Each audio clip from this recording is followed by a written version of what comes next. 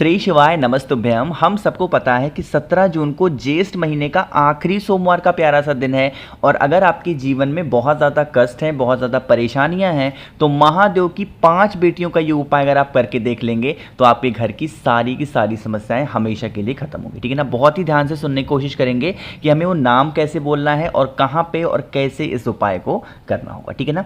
चलो, उसके लिए हमें ज़रूरत होगी एक ही बेलपत्र की, इससे ज़्यादा बेलपत्र की ज़रूरत हमें नहीं है। ठीक है ना।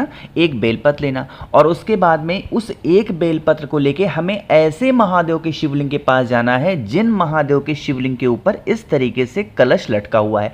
जिन भी लोगों के यहाँ कलश नहीं है, अभी उसका भी आपको तरीका बताता हूं। पहले आप कोशिश करेंगे ऐसे महादेव के शिवलिंग के पास जाएं जिनके ऊपर ऐसे मटका हो। अब मटके का मतलब क्या है आपको पता होना चाहिए। महादेव के शिवलिंग पे उनका पूरा परिवार होता है और ये जो मटका होता है यहां पर भोले शंकर की 5 बेटियों का निवास होता है जिनका नाम है जया, विषहरा, सामलीबारी, देवतली और देव। ये 5 बेटियां हैं, उनका निवास स्थान यहां पे है।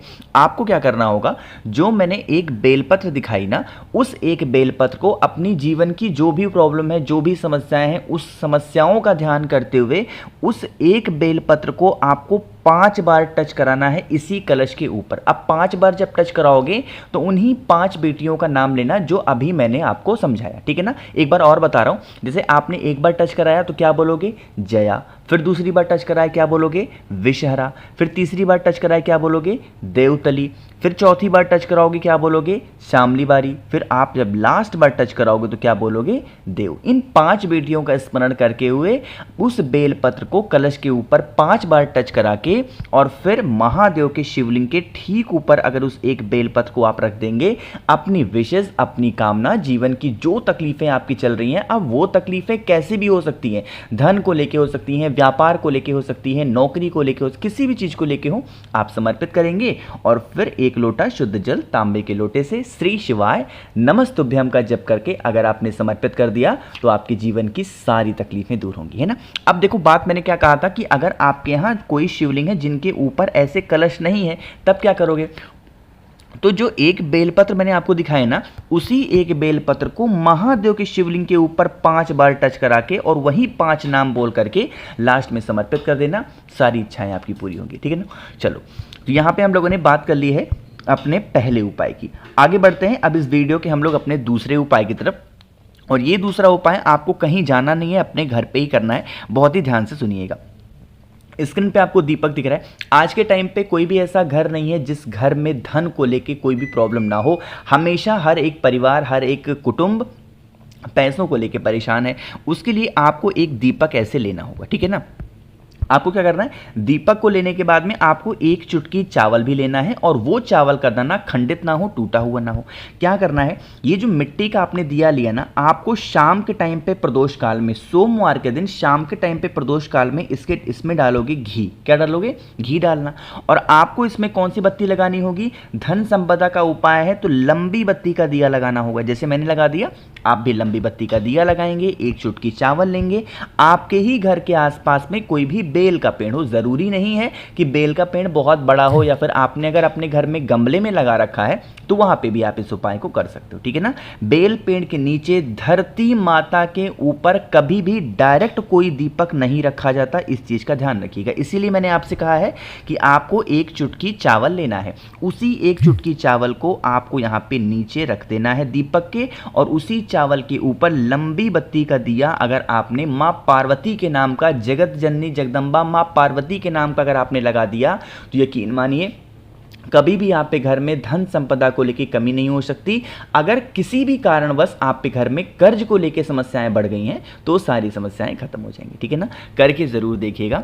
तो यहाँ पे हम लोगों ने 2 उपाय की बात कर ली है। आगे बढ़ते हैं अब इस वीडियो के हम लोग अपने तीसरे उपाय की तरफ। बहुत ही छोटा सा और बहुत ही आसान सा उपाय, लेकिन क्या इसके फायदे हैं ये मैं आपको तब बताऊंगा जब आप करेंगे वीडियो को लाइक, और मेरे जितने भी भाई बहन मेरी आवाज पहली बार सुन रहे हैं चैनल को जरूर सब्सक्राइब करेंगे। ठीक है ना। अब समझाते हैं कि इस उपाय को अगर आप करते हो तो आपको इससे बेनिफिट क्या होगा, फ़ायदा क्या होगा, है ना। जैसे मान लीजिए कि आप बहुत ज़्यादा परेशान हो अपनी किसी इच्छा को लेके कि आपकी वो कोई ऐसी मनोकामना है जो बहुत दिनों से अधूरी है, नहीं पूरी हो पा रही है। उसके लिए आपको छोटा सा काम करना है। क्या करना है, आपको बेलपत्र लेनी है। कितनी बेलपत्र लोगे, 5 बेलपत्र। काफ़ी लोग बहाना करते हैं, भैया हमें बेलपत्र नहीं मिलती, कोई अल्टरनेट बताओ। तो बेलपत्र नहीं मिल रही है, जो बेलपत्र महादेव के शिवलिंग के ऊपर ऑलरेडी चढ़ी हुई है वही आप धुल करके इस्तेमाल कर सकते हो, ठीक है ना। 5 बेलपत्र लेना, कहीं से कटा पिटा ना हो। साथ ही साथ आपको 5 शमी के पत्ते भी लेने होंगे। शमी का पत्ता जरूरी नहीं है कि आप पे घर में ही हो तभी लेना है, आप कहीं से खरीद भी सकते हो, कहीं से तोड़ भी सकते हो, कोई इशू नहीं है, ठीक। तो 5 बेलपत्र, 5 शमी पत्र लेना। साथ ही साथ आपको 2 पात्र लेने हैं, ठीक है ना। जरूरी नहीं है कि दोनों के दोनों पात्र जैसा मैं दिखा रहा हूं वैसा ही हो। 2 पात्र का मतलब है कि चाहे 2 ग्लास ले लो, 2 कटोरी ले लो, 2 चम्मच ले लो, कोई भी 2 पात्र आपको लेना है जिसमें जल आप इजीली इकट्ठा कर सके, ठीक है ना। और इन 2 के दोनों पात्रों में जो जल भरोगे वो आप अपने घर से भरना, ठीक है ना। जल भर लिया।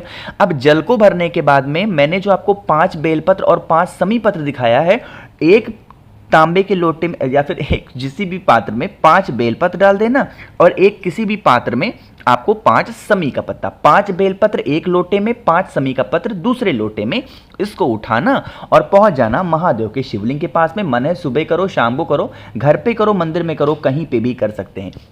अब जैसे आपकी कोई ऐसी मनोकामना है, जैसे आप कोई पेपर देने जाते हो, एग्जाम देने जाते हो, सिलेक्शन नहीं हो रहा, या फिर कोई भी ऐसी इच्छा आपकी है अधूरी रह जा रही है, हर चीज अधूरी रह जा रही है, दोनों हाथों से दोनों पात्रों को पकड़ करके एक साथ महादेव के शिवलिंग के ऊपर अगर उस जल को कुंदकेश्वर महादेव के नाम से जो भी व्यक्ति 3 सोमवार अगर कर देता है तो उसकी बरसों पुरानी जो भी मनोकामनाएं होती हैं, विशेष होती हैं, वो महादेव पूरी जरूर करते हैं ना। नियम यही रखना है कि जब आप जल की धार गिराओगे तो दोनों जल की धार दोनों पात्रों से एक साथ महादेव के शिवलिंग के ऊपर गिराना है।